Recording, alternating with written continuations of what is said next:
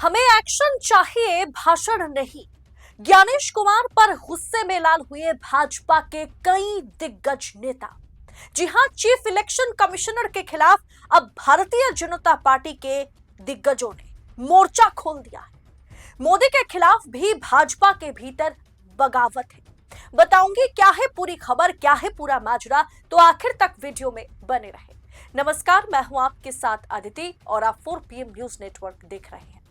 दोस्तों, तृणमूल कांग्रेस यानी ममता बनर्जी की पार्टी तृणमूल कांग्रेस के साथ साथ अब मुख्य चुनाव आयुक्त ज्ञानेश कुमार पर भारतीय जनता पार्टी के तमाम नेता जो है, खास करके जो स्टेट लेवल के नेता हैं, पश्चिम बंगाल के जो भाजपा नेता हैं, उन्होंने ज्ञानेश कुमार पर ज्ञानेश कुमार को निशाने पर ले लिया है। दरअसल हुआ क्या कि पश्चिम बंगाल की मतदाता सूची में यानी जो एसआईआर है, वोटर लिस्ट एसआईआर है, उसे लेकर के खींचतान तो जारी है काफी समय से।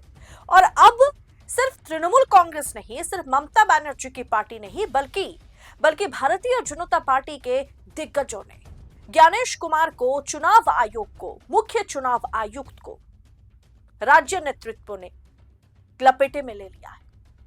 दोस्तों, आपको मैं याद करा दूं कि महज 1-1.5 महीने पहले मोदी जी जब देख रहे थे कि भारतीय जनता पार्टी के 1-2 नेता इस तरीके से खुलकर के चुनाव आयोग के खिलाफ बयानबाजी कर रहे थे, तो उन्होंने कहा था कि भाजपा के बंगाल के नेताओं को उन्होंने समझाया था कि देखिए, बाकायदा दिल्ली बुला करके कि आप इस तरह की टीका टिप्पणी ना करें, धीरज रखिए, सब कुछ होगा, धीरज रखिए। लेकिन भाजपा के राज्य नेतृत्व ने, बंगाल के राज्य नेतृत्व ने नरेंद्र मोदी की इस सलाह को, इस चेतावनी को, इस सुझाव को पूरी तरीके से अनदेखा कर दिया और ज्ञानेश कुमार, जो कि अमित शाह के बहुत ही चहेते चीफ इलेक्शन कमिश्नर हैं, उन पर हमला करना शुरू कर दिया। और जायज हमला है, सवाल जायज उठाए जा रहे हैं। मैंने आपसे पहले भी कहा था ना कि भारतीय जनता पार्टी के तमाम नेता जो बाकी राज्य में एक तरह के होंगे, लेकिन पश्चिम बंगाल के भाजपा नेता जरूरत पड़ने पर आला कमान के खिलाफ भी चले जाएंगे, चाटेंगे नहीं।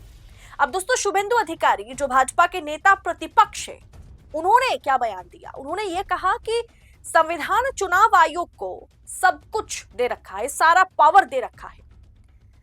जरूरत पड़ी तो चुनाव आयोग आर्मी भी चुनाव कराने के लिए बुला सकता है, लेकिन चुनाव आयोग चिट्ठी चिट्ठी खेल रहा है। हमें एक्शन चाहिए, भाषण नहीं। क्या कुछ कहा শুভেন্দু অধিকারী ने, सुनिए उनके मुंह से। 3-4 থেকে 3-9 আপনাদের সব পাওয়ার দিয়ে গেছে। আপনি চাইলে আর্মি নামাতে পারেন, কাউকে জিজ্ঞেস করার দরকার হবে না। আপনারা সেটা শুধু চিঠিপত্রে সীমাবদ্ধ রেখেছেন। Bengal people wants action, don't want भाषण। दोस्तों, आज लोकतंत्र का चौथा स्तंभ जहां सत्ता के आगे नतमस्तक है, वहीं पर 4 PM बेबाक और बेखौफ पत्रकारिता को जिंदा रखने की पूरी कोशिश में जुटा हुआ है। हम पर मुकदमों से लेकर के चैनल बंद करने का भी दबाव बनाया जा रहा है, लेकिन हम हारेंगे नहीं। 4 PM पूछेगा सवाल सत्ता से। बस इस मुश्किल दौर में हमें आपकी सपोर्ट की जरूरत है। 4 PM को ज्यादा से ज्यादा ज्वाइन करें। ज्वाइन बटन को क्लिक करके आप हमें आर्थिक तौर पर 4 PM को, स्वतंत्र पत्रकारिता को मजबूत कर सकते हैं। उम्मीद है कि आपके सपोर्ट से ये जंग भी हम जीत जाएंगे। अब दोस्तों, इतना ही नहीं, मैं आपको गिना देती हूं कि पिछले 2-3 दिन के भीतर किस तरीके की बयानबाजी भाजपा नेतृत्व की ओर से, राज्य नेतृत्व की ओर से चीफ इलेक्शन कमिश्नर और इलेक्शन कमीशन पर किया गया है। भाजपा के विधायक है देवजीत सरकार, जो जिनके साथ दिल्ली आलाकमान के रिश्ते काफी अच्छे हैं, जो विधायक है, जाहिर सी बात है, पश्चिम बंगाल में भाजपा के, उन्होंने मुख्य चुनाव आयुक्त ज्ञानेश कुमार से खुद बंगाल आकर के जमीनी हकीकत देखने का आग्रह किया है। भाजपा विधायक देवजीत सरकार ने INS से बात करते हुए कहा कि मुख्य चुनाव आयुक्त ज्ञानेश कुमार को पश्चिम बंगाल में आना चाहिए। प्रदेश में जहां हिंसा हो रही है, उन्हें वहां पर जाना चाहिए। दिल्ली से सिर्फ निर्देश जारी करने से कोई फायदा नहीं होगा, क्योंकि पश्चिम बंगाल में हालात बेकाबू हो चुके हैं। यहाँ पर कानून व्यवस्था नहीं है, राज्य में संविधान को मानने वाली कोई भी परिस्थिति नहीं है। सवाल ये उठाया जा रहा है राज्य नेतृत्व की ओर से कि आप दिल्ली में बैठ करके ज्ञान नहीं दे सकते, दिल्ली में बैठे बैठे आप फरमान जारी नहीं कर सकते, दिल्ली में बैठे बैठे आप रिपोर्ट मंगा करके पश्चिम बंगाल की स्थिति को सुधार नहीं सकते।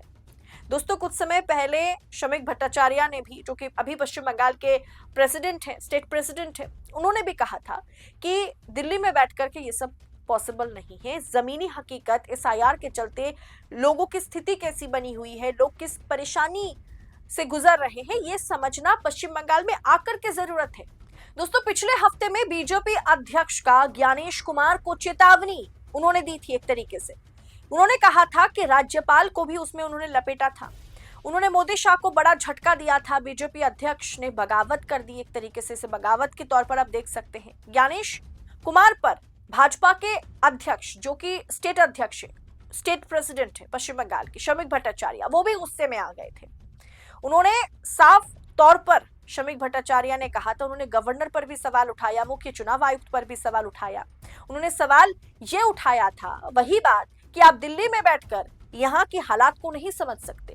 अब दिल्ली में बैठकर चुनाव किस तरीके से कराए जाएंगे, क्या problem booth level officers face कर रहे हैं, या कि जनता एसआईआर की हर एक डॉक्यूमेंट, लॉजिकल डिस्क्रिपेंसी, इन तमाम चीजों के चलते एसडीएम ऑफिस पहुंचकर या फिर अपने लोकल बूथ लेवल ऑफिसर्स के साथ जिस तरीके की वार्तालाप कर रहे हैं, जिस तरीके से परेशानी का सामना कर रहे हैं, वो चीज अब दिल्ली में बैठकर सुधार नहीं सकते।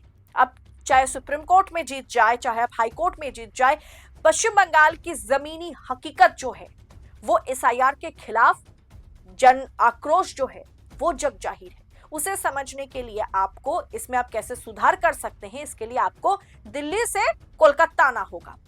यही बात शमीक भट्टाचार्य ने कुछ दिन पहले बताया।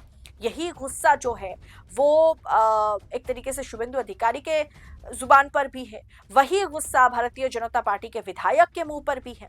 तो कहीं ना कहीं दोस्तों, जो भयंकर बगावत पश्चिम बंगाल के भाजपा नेताओं ने छेड़ दी है, उसे लेकर के दिल्ली आलाकमान क्या एक्शन लेंगे वो आने वाला कल बताएगा। लेकिन ज्ञानेश कुमार, एसआईआर, चुनाव आयोग पर सिर्फ टीएमसी नहीं दोस्तों, तृणमूल कांग्रेस के साथ साथ मुख्य चुनाव आयुक्त ज्ञानेश कुमार अब भाजपा के नेताओं के निशाने पर है। ये इसमें कोई दो राय नहीं है, खुलकर के सब बोल रहे हैं। फिलहाल इस रिपोर्ट पर आपकी राय क्या है, कमेंट कर हमें बताइए जरूर।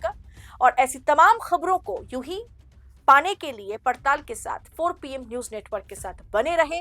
आजाद पत्रकारिता को खुल करके सपोर्ट करें, साथ ही साथ चैनल को सब्सक्राइब कीजिए और ज्वाइन भी करें। बहुत बहुत शुक्रिया आप सभी का।